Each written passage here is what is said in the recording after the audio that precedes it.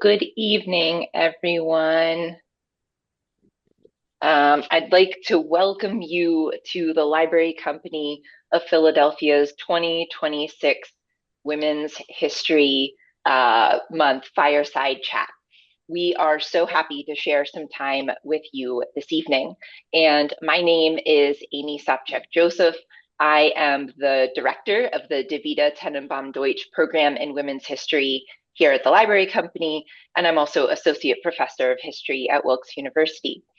So tonight, in my brief introduction, I want to say a few things about the Library Company, and then we'll introduce our speakers. The Library Company of Philadelphia is an institution that was founded in 1731 by Benjamin Franklin. And the Library Company was originally a subscription library that was supported by its shareholders.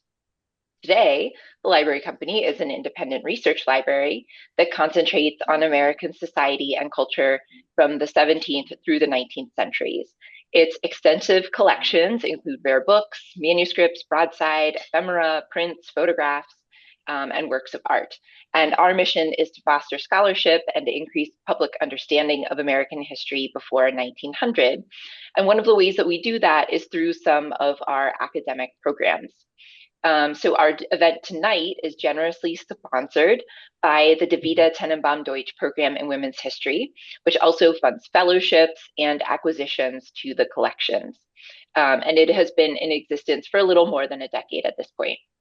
And similar to the thought process of program directors of so many Philadelphia area institutions, my thinking about programming for last year and for this year has really been focused on ways to explore the history and meaning of the semi-quincentennial and the founding of the United States, as well as the legacies of the Revolutionary era concepts in our contemporary world. As a historian of women and gender, it's really difficult to ignore the ongoing debates about the roles and expectations of women in the 21st century American society. From social media posts to podcasts to magazine think pieces, there is a vibrant and sometimes contentious discussion about both women's and men's roles in the present and future of the United States. So as a historian, one thing that I can reassure us of is we are not alone. Americans living in the new nation were also actively debating and shaping men's and women's roles as they envisioned what would contribute to an enduring republic. So I am pleased to welcome this evening's speakers to tell us more about their contributions to a new edited collection that addresses just that. Tonight's fireside chat takes a somewhat unusual format in that we are featuring 4 speakers, all of whom have contributed to the Gendered Republic, Reimagining Identity in the New Nation, which was published by the University of Virginia Press in 2025. And I believe in the chat, you should be able to find links to the Gendered Republic directly.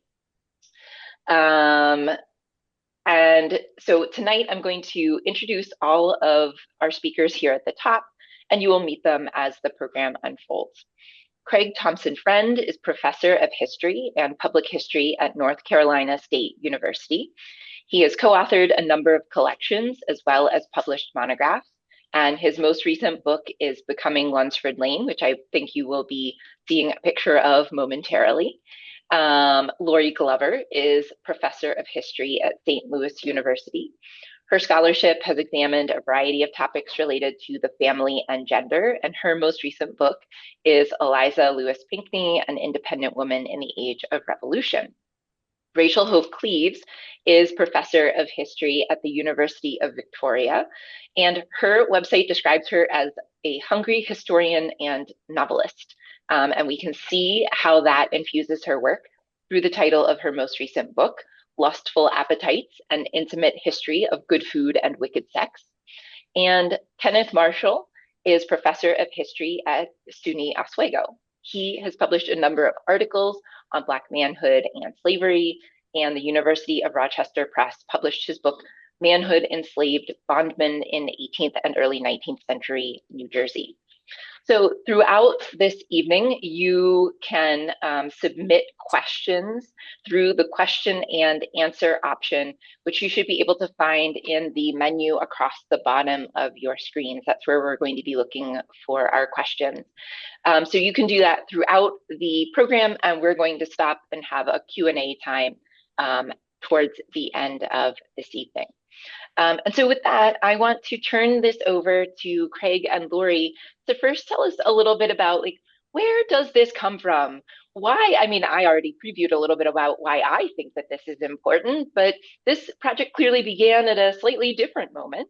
And so what brought you to want to put together this collection, and why now in the 2020s is such a collection important? So Craig and I are old friends and longstanding editorial partners. We came to this while we were both writing biographies. I was writing about an 18th century woman, and Craig was writing about an 18th century man. And we were thinking about collaborating on a new edited collection. We like to do that kind of collaborative work with many scholars. And we started out thinking about material culture because I think both of our scholarship, the most recent books we wrote, really taught us a lot about the importance of that. But um, we had a lot of conversations about those works, and we kept circling around gender and the ways in which models of like women's history and men's history, both of which we both worked in, I think in the past, did not work as well as thinking about gender and intersectionality. We initially thought about situating it in the early republic. That's the period we work in. But as the project evolved, we really flipped from thinking about the early republic and how that reshaped multiple ideas of gender to saying, let's start with gender and let's see what happens to the period we call the early republic if we start with gender. And so, one of the consequences for the collection is that we have a very different chronology and geography than a nation state, model might predict.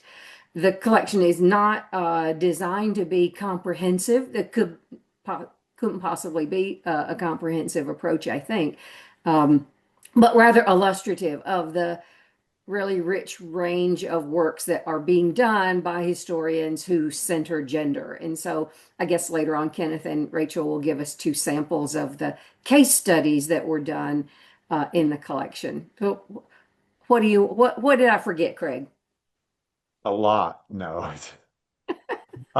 I think it's sort of important to recognize we actually initiated this process in early 2021. And so it took quite a while for the collection to come together. I'll remind you, this was on the heels of COVID. I think everybody was exhausted. Um, and um, and so Lori and I just started to, and Lori and I had just published another edited collection on Southern historiography. And so we're looking for something to do because COVID had stalled our own research at that time. And so we thought doing this collection would be useful. I'm trying to hold on just a minute. I'm trying to find the share button on my screen.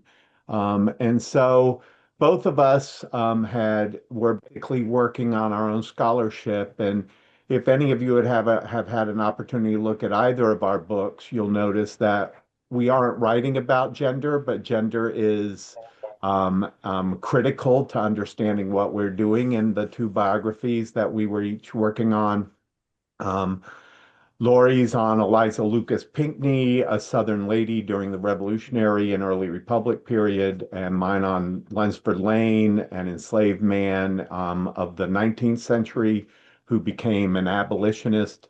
And so I think it was sort of natural for both of us to gravitate towards gender as a topic for the collection. And so we began looking for individuals to invite to the collection.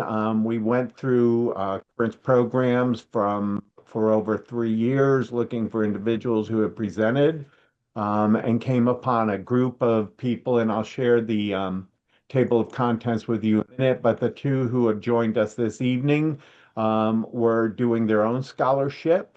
And some of you may be familiar with Rachel's book, Charity and Sylvia, which certainly informs a lot of gender historiography. But actually and correct me if I'm wrong, Rachel, but I'm pretty certain that the work you did for the article for this collection is derivative of the research you were doing for your Lustful Appetites book. Is that correct? It's correct. It allowed me to go down a very fun rabbit hole that I couldn't fully explore in Lustful Appetites. Mm. Yes, and we look forward to hearing more about that decision in a little while. And then Kenneth had the book Manhood Enslaved about enslaved men in New Jersey, which sort of I think formed his direction in his own article for this collection. So, and that was sort of true of every person we invited. Everybody was heavily involved in their own projects, and gender wasn't necessarily the topic of their projects, but it informed their projects. And so, just to share with all of you our table of contents so you get a sense of the breadth of coverage. And we divided the book into 4 sections. So this is the content. These are the 3 chapters in section 1. And reframing the early republic as a section title refers to what Lorri was saying, that we sort of understood that looking at the early republic through gender history allows us to expand both chronology and geography a bit, and to think of the early republic in a different way. And then the second section on reimagining citizenship, and I'm sorry, my dog's going to bark. I'm sorry. On citizenship allows us to think about individuals who normally wouldn't be considered part of the citizenry in new ways as to their civic participation. Um, and then the third section, thinking about intersectionality, and I'll piggyback on what Lorri indicated, is that we were really struck by how almost every article could have fit into this category, the intersectionality of identities and contexts really inform a lot of the chapters. And as you may notice, these articles run from the Revolutionary War up through the 1850s primarily. And so there's a lot of chronology covered here. Oh, I'm sorry. And then a 4th section called Reading Bodies. And I mean, I think that speaks for itself, but we can discuss that more later. And then there was a 5th section I miscounted, where Lorri and I both needed to contribute to this collection and decided that it would be useful to end the book with historiographical chapters that we co-wrote. And so anyway, it's the structure of the book, and you can ignore that. So um, are we? Am I still on share? Yep, you're sharing. Oh my God, you can see my wedding. Okay, never mind. Okay, I'm sorry So, about that. that's okay. Um, Let me the so anyway, the yes. much of it is transnational, right? So a lot of it is situated in what became the United States, but there's like transcontinental work. There's transnational work that's based on the continent, and there's transnational work that's based, in the wider Atlantic world. Um, the historiographical essays that close it, the collection moved a lot over the long period of time we were working on it. So I looked the other day, and the first email Craig sent me was January the 6th, 2021. So we were eyebrow deep into, COVID. We didn't know when we were going to come out the other side. Um, we started with those historiographical essays. Those were the first 2 pieces that we sent to the University of Virginia Press for peer review. And Craig partnered with a friend of his to co-author it. I partnered with my friend Amy Flugrad Jackish to work in women's history. And we had an extraordinary editor, Nadine Zimmerly, at the University of Virginia Press. And we got great readers' reports. And the structure of the book is now very focused on a teaching application. So the groupings that Craig showed have introductory, like very short introductory summations that Craig and I authored with questions for readers to consider or that teachers might use. And we put the historiography at the end because Nadine, we decided very wisely, said, let readers get excited about the history in all these places and spaces. And then when they want to take a deeper dive to understand the historiographical and theoretical concepts and context, then they can read the historiographical essays. So that made for a very different kind of collection than we had originally submitted, which was historiography first and really structured chronologically. And once we began to think about the teaching part of the putting the puzzle together for the collection. Then we moved into those thematic uh, four sections. And I think I want to expand beyond just sort of the personal reasons that Lorri and I, our own personal interest in gender.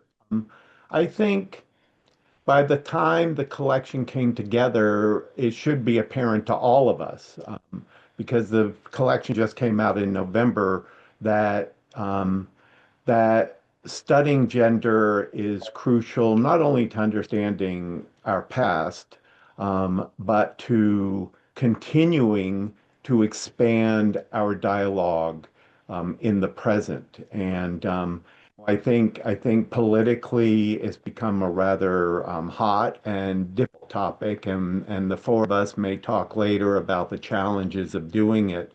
But I think even in 2021, when we first discussed doing this collection, that we had seen basically over the previous 4.5 years how challenging it was becoming for people not to study, research, and study gender, but to teach gender in some places. We sort of saw the writing on the wall of what was going to happen later.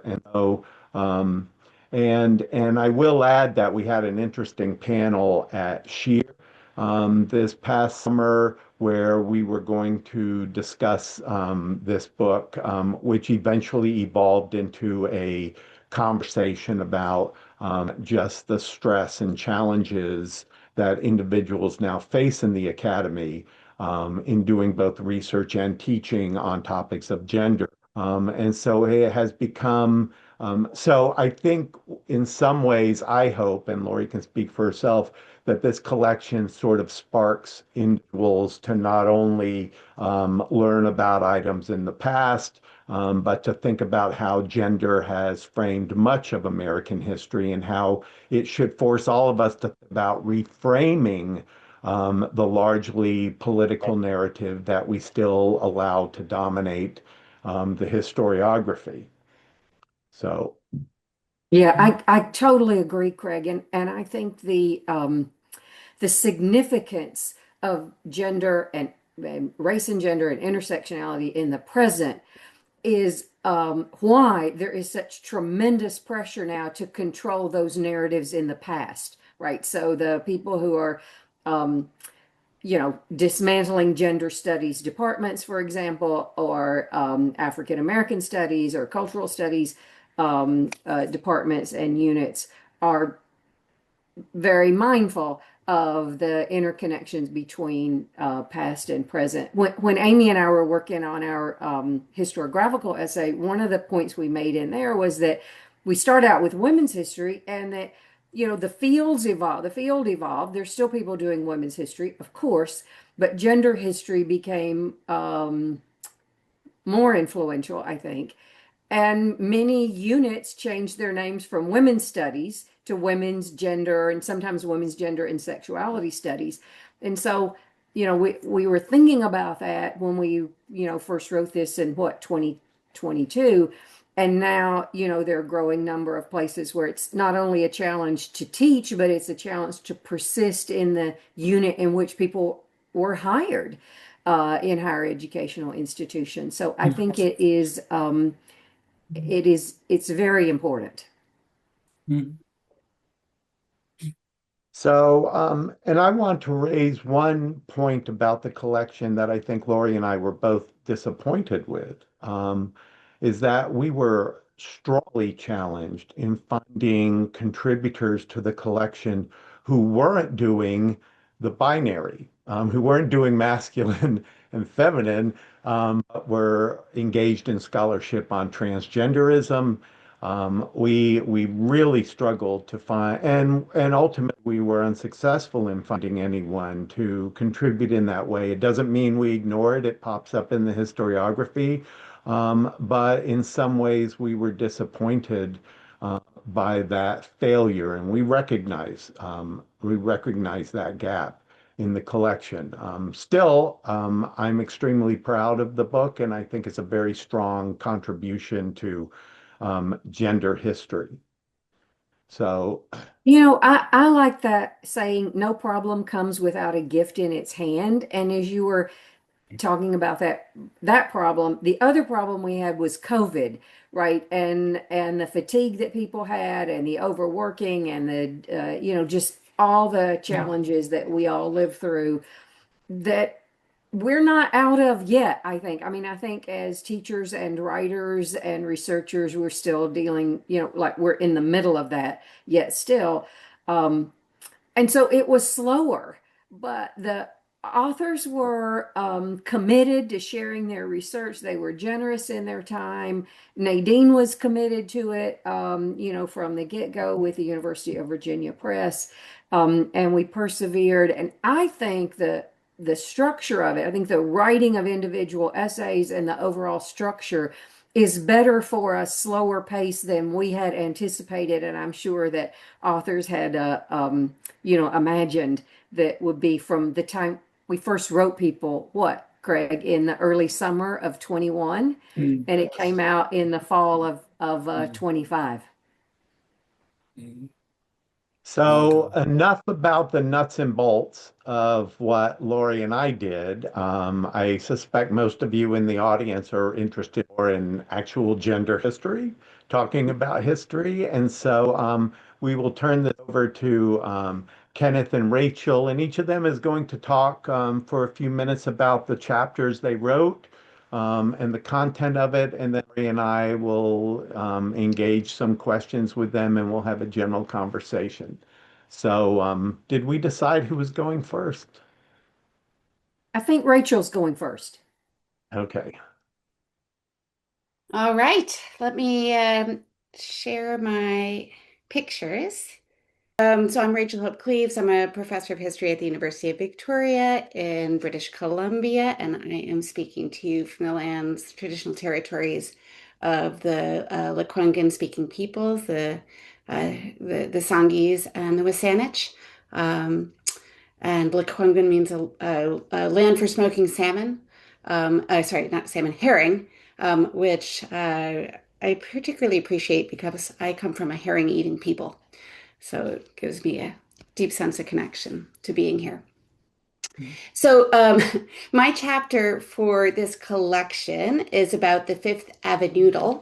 And very briefly, the Fifth Avenue is an obscure mid-19th century gender archetype, an antebellum American dandy.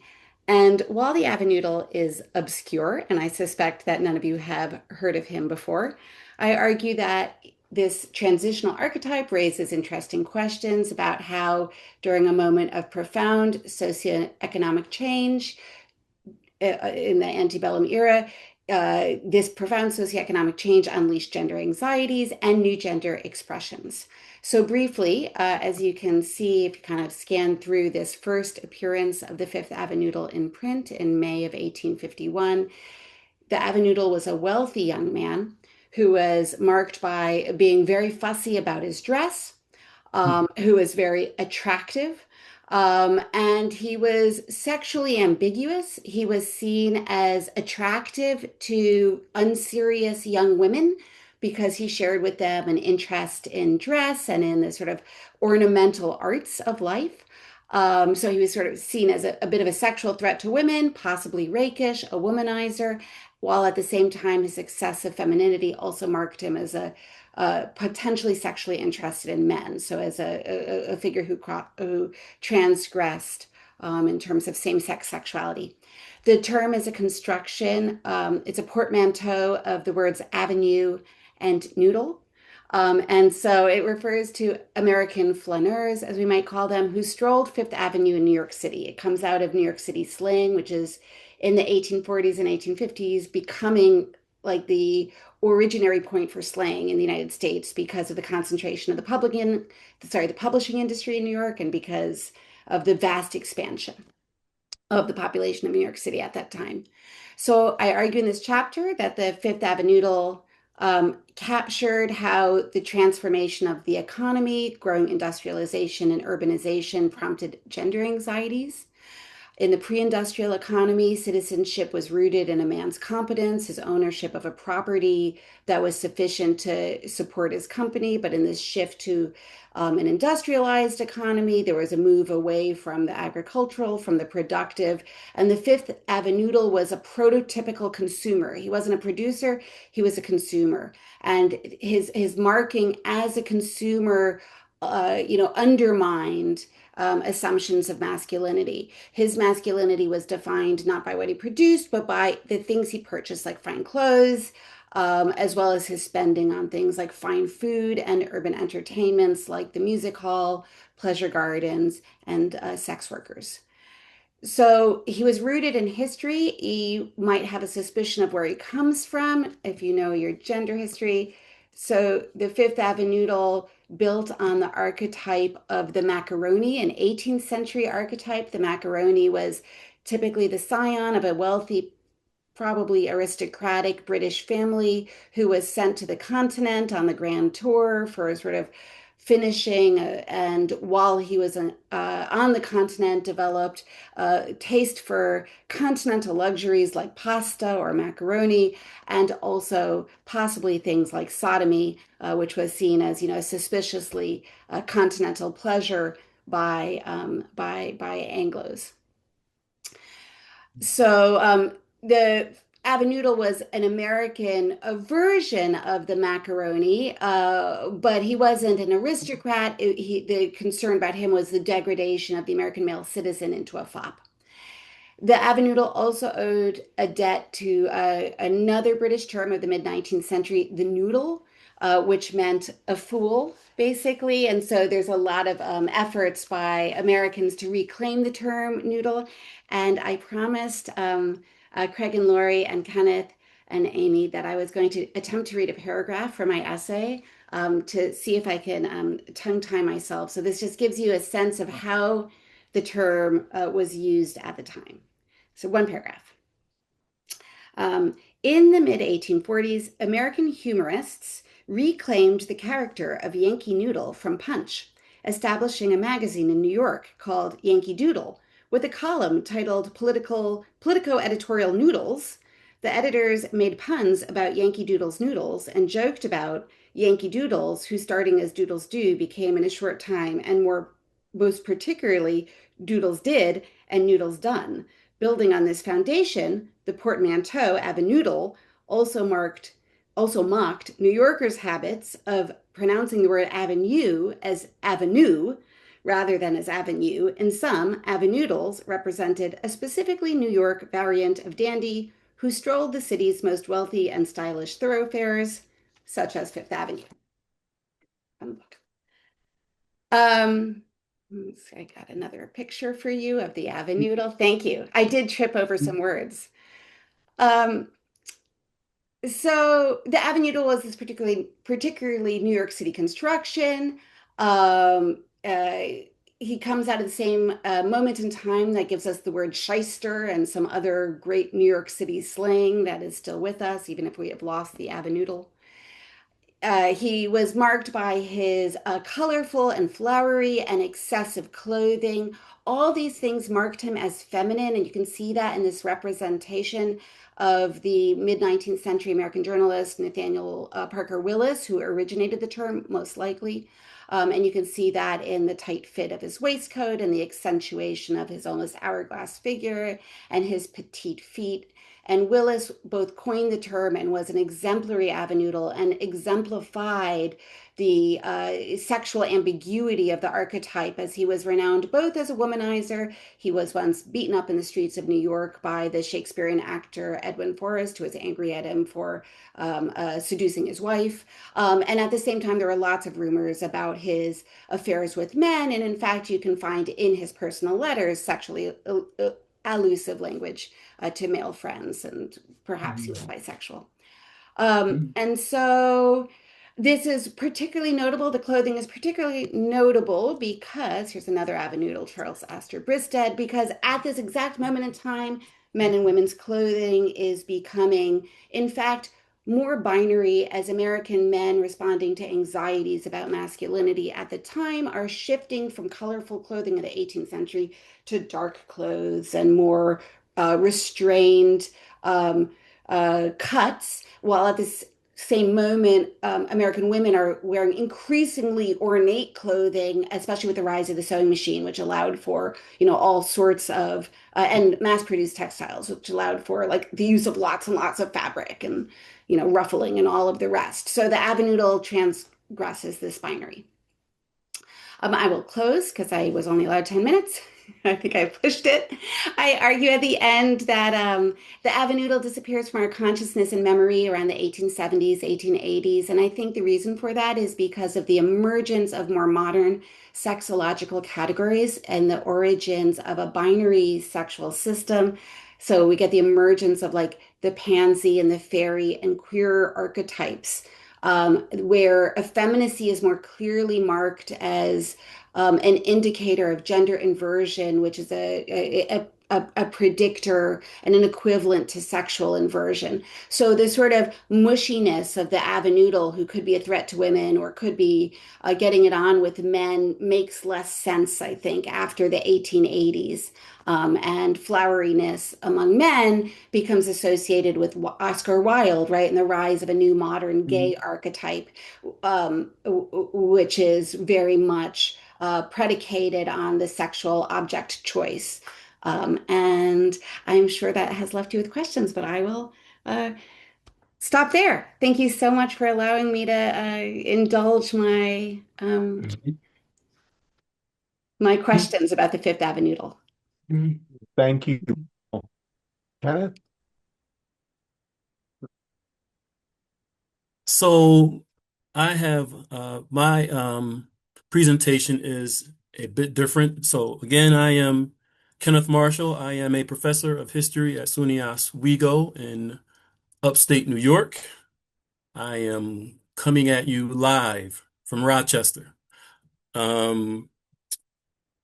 Just to remind folks, I guess, that the title of my contribution is Squaring for a Fight in the Early Republic, Sylvia Du Bois, a biography of the Slav who whipped her mistress and gained her freedom, published phonetically in 1883 by Dr. Cornelius Wilson Larison. My essay reflects approximately 32 years of research, writing, and analysis of Sylvia Du Bois and her narrative.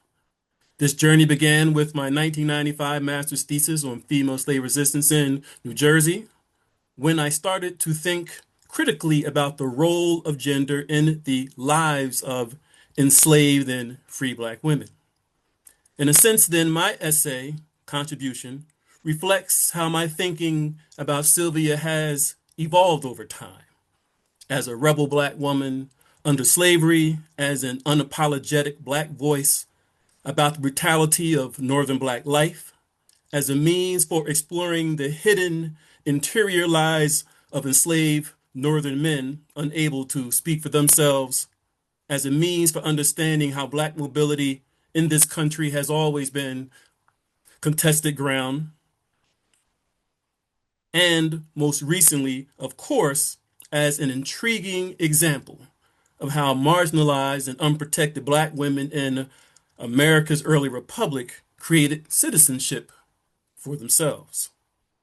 My essay, in yet another sense, reflects my growth and evolution as a historian of gender and slavery. In 2018, I published an article on Sylvia in the Journal of African American History, a real high point of my academic career.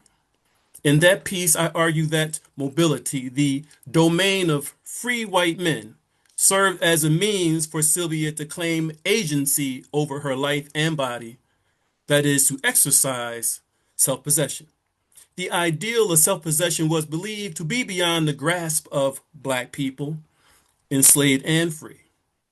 To be honest, I thought that I had basically exhausted most of my ideas about Sylvia's life in that essay. Then Craig comes around. He asks me if I will consider contributing to the Gender Republic. I'm reluctant, but flattered.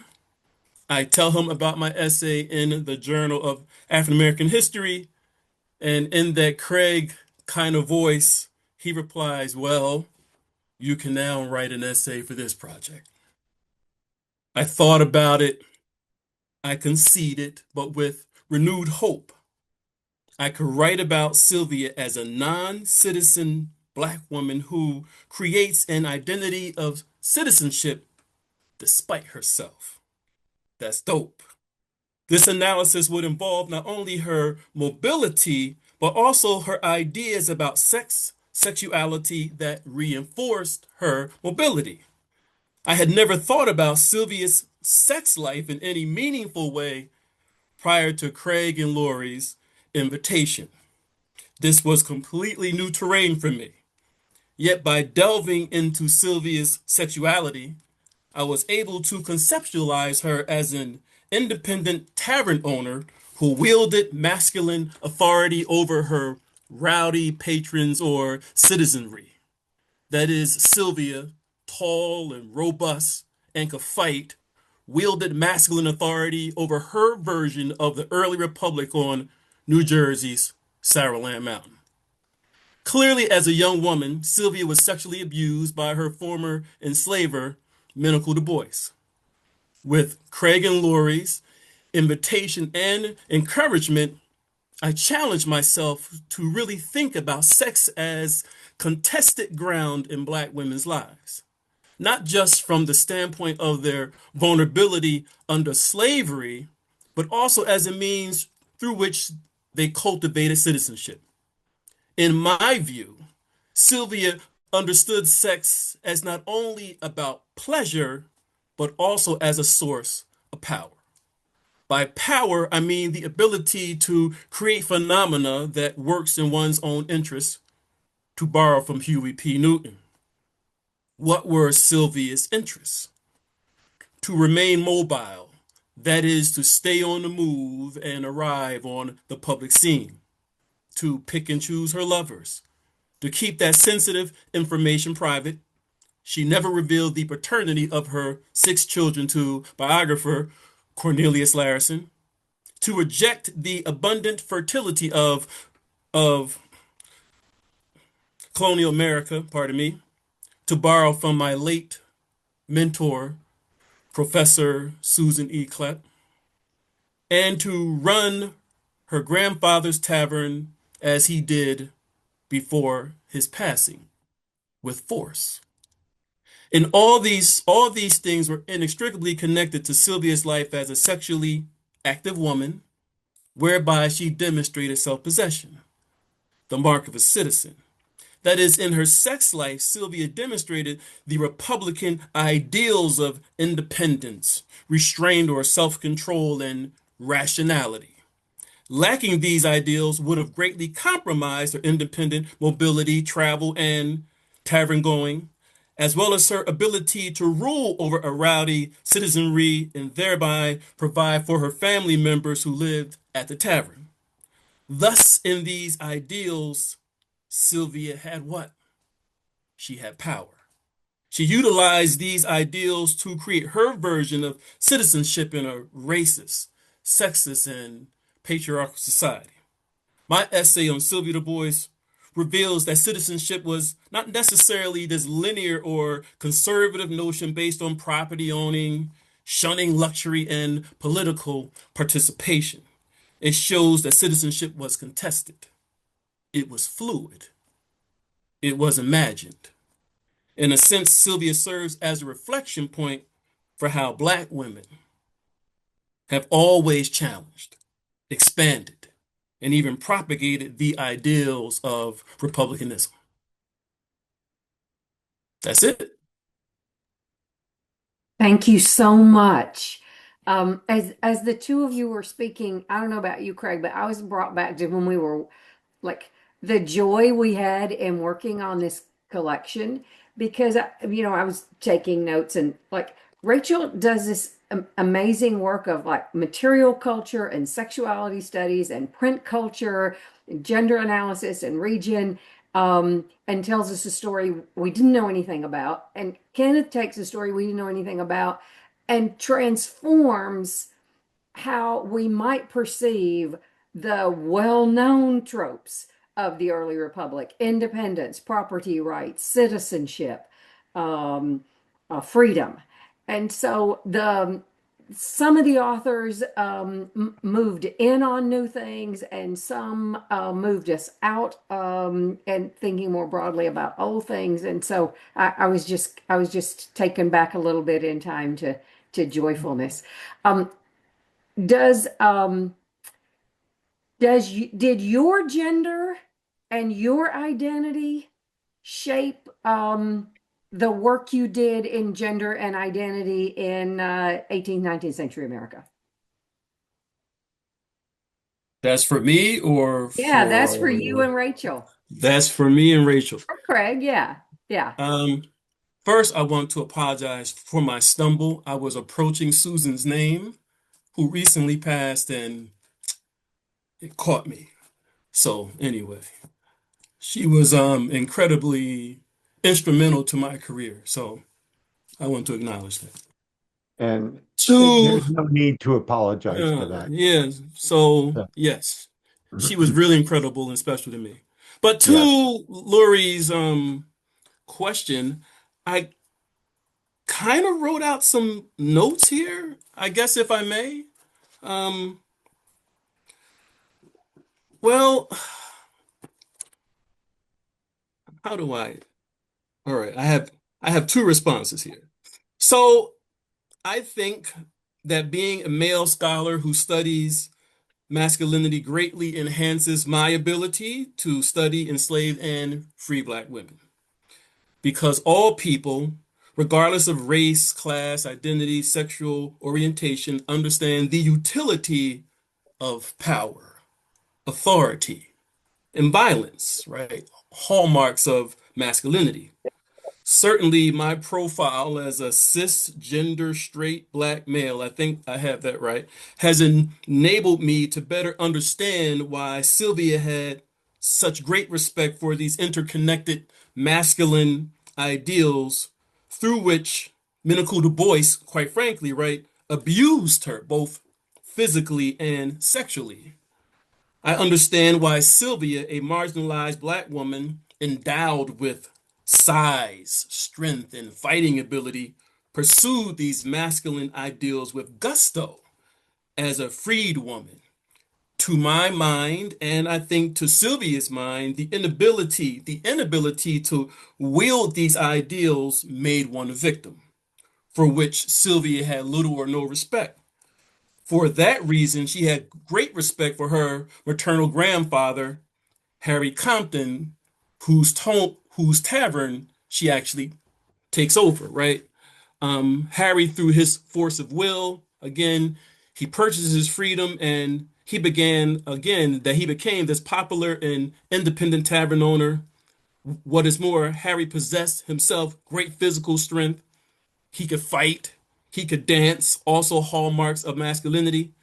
So, in a sense, Sylvia sought to emulate Harry's brand of self possession.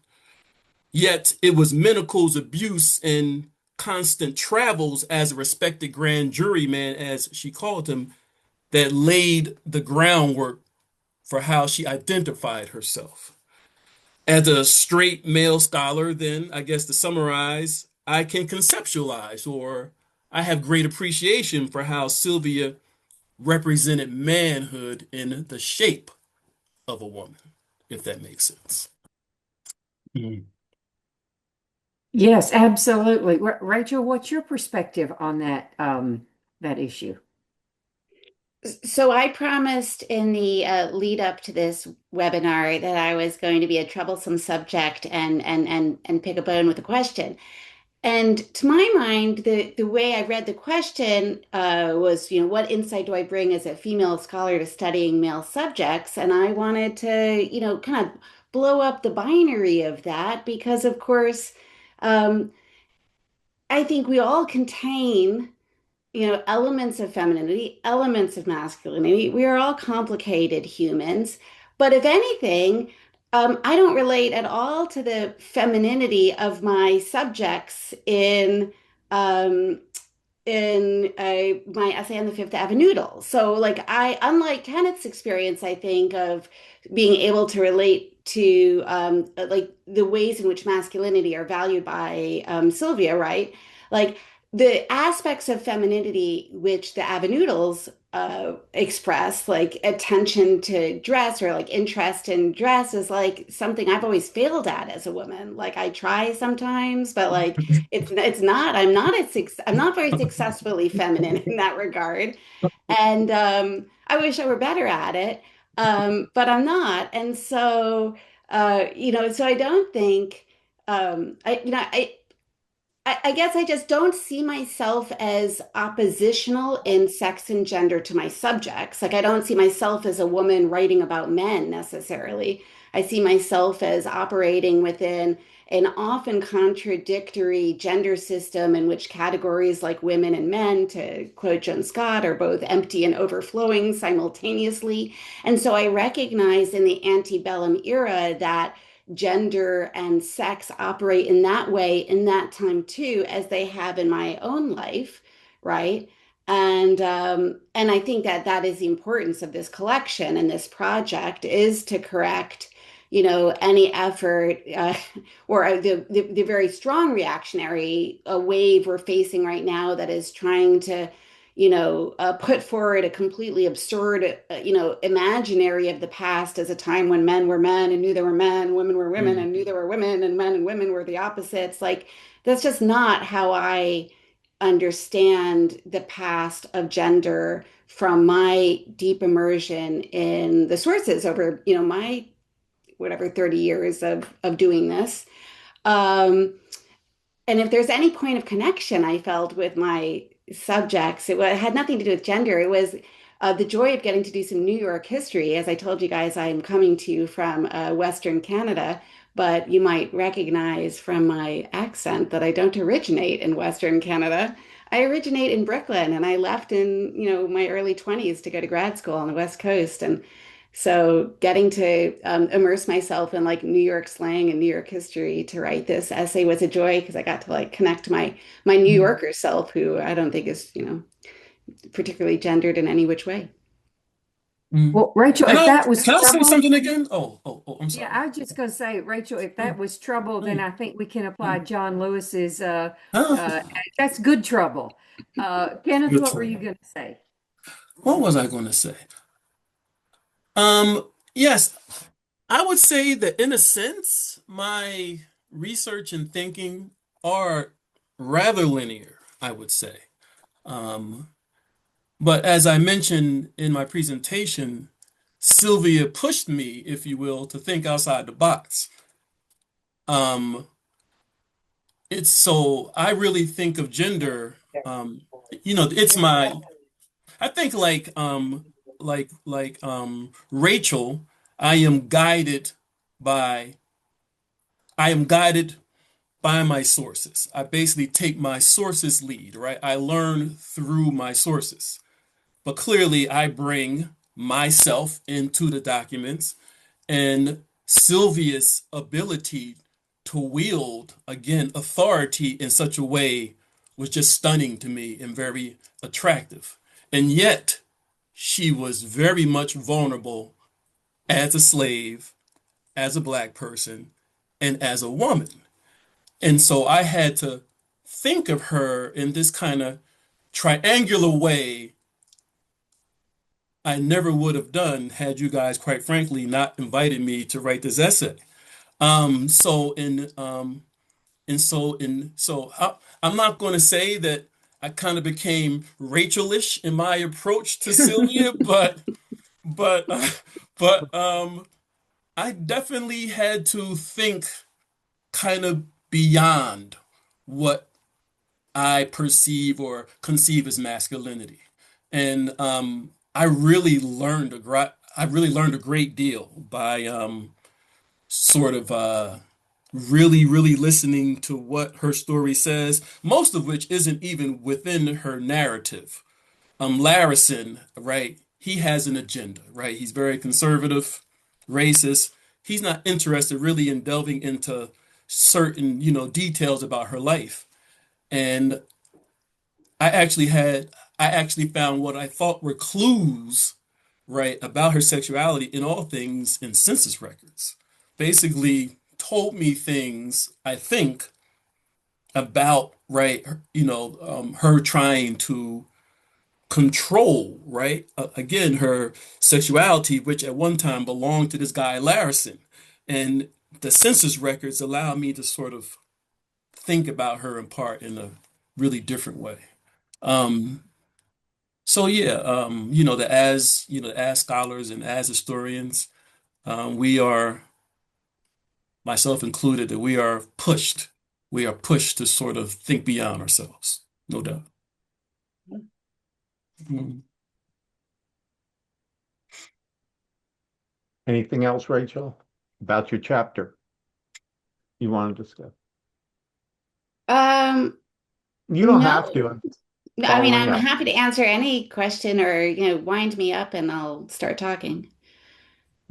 I What do you was want me to going to talk about? ask, I'm sorry, I said, what do you want me to talk about? And anything that's racial-ish. I'll. That's the new Rachel, term going to sweep that's the I a was nation. going to term. say I did have some great um, historical subjects in Lustful Appetite, so I could have written about for a trans chapter for the collection. Well, shoot. But I'm just going to pitch it as long as I'm here. One of the things I write about in that collection is, I mean, in my book is uh, the rise of waitressing in, again, New York City in the 1850s, the rise of a group of, this is like the first waitresses. They're known as pretty waiter girls. And I write about assigned male at birth pretty waiter girls who were quite numerous. Mm, So appeared, both in real life and in texts, and were objects of fascination, of erotic allure and attraction, there and who spread beyond New York as the practice of waitressing spread. So anyway, I did have some wonderful trans history of antebellum New York in that book, which mm, I'm sorry I didn't share. Well, that's mm, our loss, but I will say that the article that you wrote is fantastic. So I'm happy we have mm, what you did. So mm. I see Amy has returned. Thank you. So I sensed it might be a good time to also encourage questions from our audience as well. But also, if you still have a couple of questions from your kind of preset, I don't want to interrupt too much, but I also have my own question I'd like to indulge in at some point. So, Please do. um, Go ahead. so I am fascinated by what you said about thinking about gender in the new nation and into the antebellum period through a different chronology. And actually, I don't think you would have known this necessarily, but at a different um, summer 2025 sheer panel, we had a large debate about what a chronology of like, and where is that shift, say, from ideas of Republican motherhood to ideas of, antebellum middle class femininity. So I was wondering if you could tell us all as an audience, like, so where do you reposition, or how does this collection now reposition the chronology that might be familiar to us from textbooks? How should we start to think about it and be starting to teach it and think about it with our students? So, colonial, revolution, early republic, antebellum, civil war, those are political and nation state driven demarcations. The the essay in the collection that made the deepest imprint on me in terms of thinking about chronology in a different way is Antoine Hunter's essay, which is about Black men owning firearms and what that meant for their gender identity and their familial and community roles. And so it really, um, the chronology runs from what we would call the early republic to the post-Reconstruction era. And so I don't have a clear chronology that I would substitute for, the ones that are so entrenched in our profession. But I do often stop and think, when we frame things in that chronological way, in that geographic way, like, whose story are we foregrounding and whose stories are we marginalizing and erasing? And so, until I find a satisfactory answer, I think I'll just, like, to myself and in my own classes and writing, keep asking that question. Craig, do you want to add Well, something to that? I would just piggyback. Antoine's article, I agree, was the one that was most influential in our thinking about this. Um, but what I took from it is that if you're going to tell a story of a nation, then these political nation state categories work fairly well, right? But Americans were living individual lives. And if you begin to tell stories of lives, right, lives go beyond chronological periods, and they sort of um, you know transgress the barriers that we as historians have set up, usually around wars, right? And so the individuals in his essay are men who learn how to use firearms as youth, and are continuing to carry on that pattern of defining manliness through firearms, defining fatherhood through firearms. And their understandings don't evolve, um, with the intercession of the Civil War halfway through their lives. Their understandings sustain through that period. And so I do think that, I'm not going to argue that it chronologically reframes the early republic. But I do think it reframes our understanding of the values that Americans created for themselves during the early republic and how powerful those were, as they extended into the future.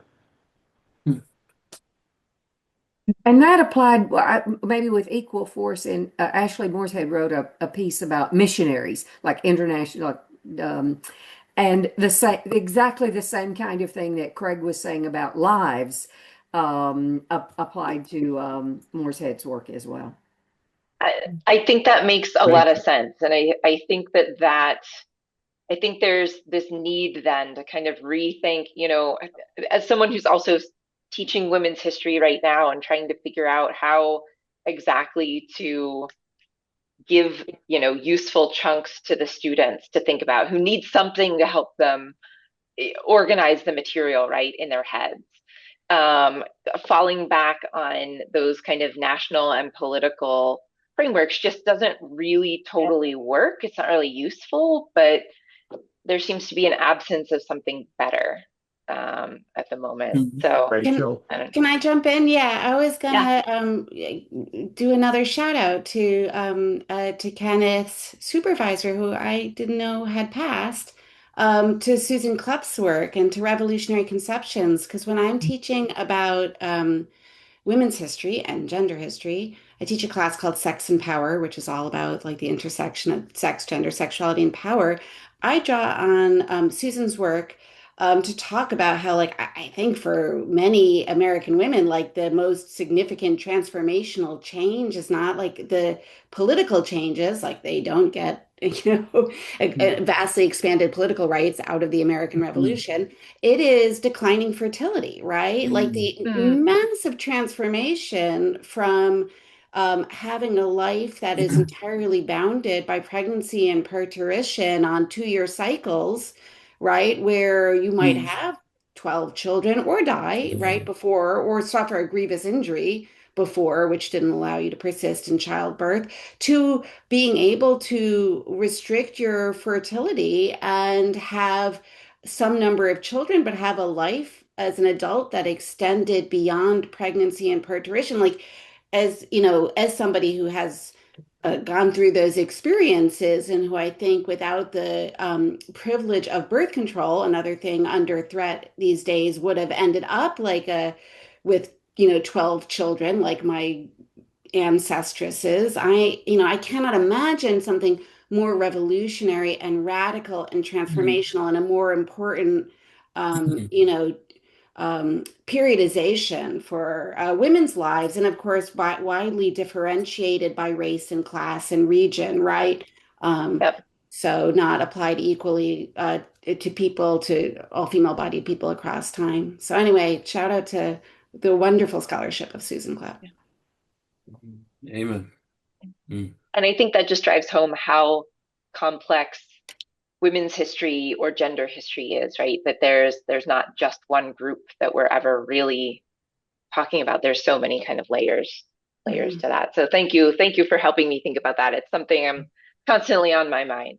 So trying to find the answer to that at some point here. So I also want to encourage people who are in the audience. We do have an audience question, so I want to pose this to all of you. One of the attendees wrote, "Thank you for an informative, interesting evening with your presentations. How do your students react to your research? What seems to move them, and to what extent do your students develop their own ideas for taking off on your research?" Mm. Um, my students, I teach a course on American slavery at Oswego, and I use my work on Sylvia and also chunks of her narrative, right? And students are always blown away by her force of will, if you will.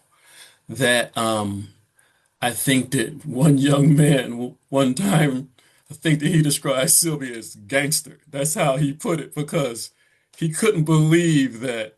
Oh, and one said she had aura. She's a gangster and she's aura because in a sense it was inconceivable for them to understand that an enslaved and free black woman could actually wield, right, aggression, right, was not this sort of ultimate victim. I think a lot of young students, a lot of students that when they think of slavery, when they think of black people, that they think of victims. They know that some people ran away. Um, they know that there were some rebellions, none of which really transformed anything. And so, it's easy for students to see black people again as these sort of ultimate victims. But in Sylvia's narrative, you can actually sort of take pride in it. They do. Whether they're white, black, male, female, or whomever, they actually take pride in it. And they walk around with Sylvia. They talk about Sylvia and they can identify with her because again, right, is that, she's putting it down, right? Is that again, she's not taking any nonsense from anybody. And that's that's really empowering for them again. And so I actually use like all of the figures I write about, I actually incorporate them in my slavery class. Do you think that And it they works. appreciate her because they recognize that in women that they know, or two, like contemporarily? Or do you think that this is something new for them? Undoubtedly. Um, Does this also provide them with another layer of history that like this kind of spirit has existed for so long?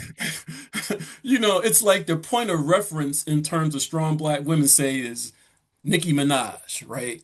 Or, people like that. I mean, really, I mean, that's their frame of reference for strong black women, as if strong black women are sort of new on the scene. I mean, Rosa Parks is kind of hazy. They kind of know that, again, that she didn't leave the bus. That's kind of hazy for them.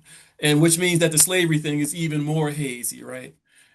And so, and Sylvia, right, is that again that they could see almost a reflection of not only themselves but also these women who they who they greatly admire, right? And so now they're like, oh, Nicki Minaj and Sylvia, right? Is that they're both two bad women, and they don't even quite say it that way.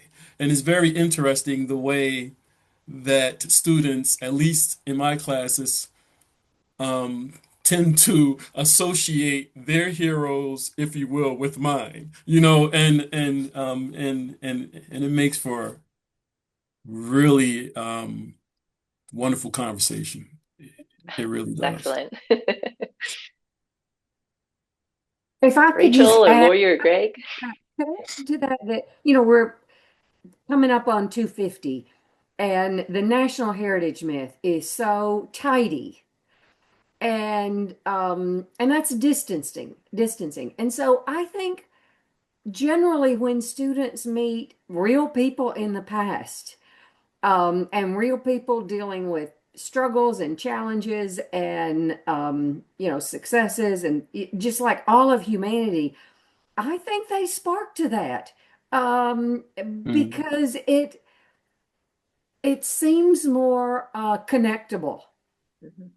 than the etched in amber story of what they think history might be. So I think entering the messiness of history and the humanity of history, generally is very empowering to students. mm, And I think race and gender and sexuality identity, I think, are very relevant to 18 to 22 year olds today. And I think understanding the history of that is very empowering, to students mm. today. Agreed. I get the sense that my students don't think that they are part of history sometimes. And so I think that trying to get them to see that there are everyday people who are also taking part in this in Mm, different ways in the past kind of, oh, they still are not convinced that they're part of history, even though they are, but mm, at least kind of makes it maybe more accessible to them, or mm, makes it something they can kind of envision down the road. mm.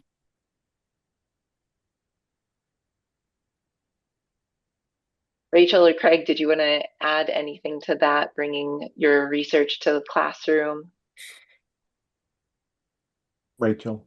Uh, Well, I teach a lot of history of sexuality, and I definitely get a lot of students and I teach classes on queer history. Like I said, I teach this class on sex and power. I'm actually teaching right now a class on the history of kink, which I think might be the first time that this class has ever been taught. I've been trying to reach out to all the historians of sexuality I know to see if anyone has tried this before. Um, it's amazing. I've been having so much fun. I have learned so much. And so I definitely get Do they students. identify with that, however? My students, Yeah. oh yeah, like some of them are leather babies. Yeah. Yeah, they're wearing leather to class. Most of them seem to come to the topic with an advanced interest. Oh, oh, wow. Um, Okay. It's wonderful. I love it. It's so much fun. So I definitely get students. Like if you teach queer history, you're going to get queer students who are looking to connect to the Mhm. past, or students who might not yet know they're queer. But by the end of class, have come to that understanding. And like if you teach the history of kink. So my students, I find the self-selecting students I get in the sexuality classes I teach are often like highly motivated and excited by the topics. That said, like everybody now, all the students, just like all of us, are struggling with like the capacity to read and focus in the age of AI and just the brain rot that I, along with my students, am suffering. Like I don't project it all onto them. But yeah, I think like most of my students are young. They are, maybe between the ages of 18 and 25 or something. And they are definitely looking to identify with the past. I'm thinking about what Lorri said about, or no, sorry, Amy, what you said about students not thinking of themselves as part of history. And I was thinking about how my sense is that they certainly see this as a historical moment, Yes, right? Because of the drama of politics. yes. Whether or not they see themselves as occupying a historical moment in gender and sexuality, I think is another question. And one of the things I've been talking with my students about is recent research. So I do this in the sex and power class, recent research on the declining rates of sexual activity among Gen Z, like our current university students. And if I ask my students why that is the case, they will give me sort of naturalized like answers that are not historicist, right? They'll give me answers like, well, nowadays, please excuse me for being like shocking, but whatever. So my students will say things like, well, nowadays there's so many great sex toys, like who needs a guy? Like it's very easy to get a sex toy. Or they'll say like nowadays, uh, post age of Me Too, like we're not willing to like put up with male sexism. A lot of my female students, or things along that nature. And when I try to push them to think about themselves historically and to draw on what we've done in class, I'll say like, in previous periods of sexual retention, like we'll look at discourses around like restrained sexuality in the Victorian period. And we see how, like, I've made this argument in class that these discourses are constructing race.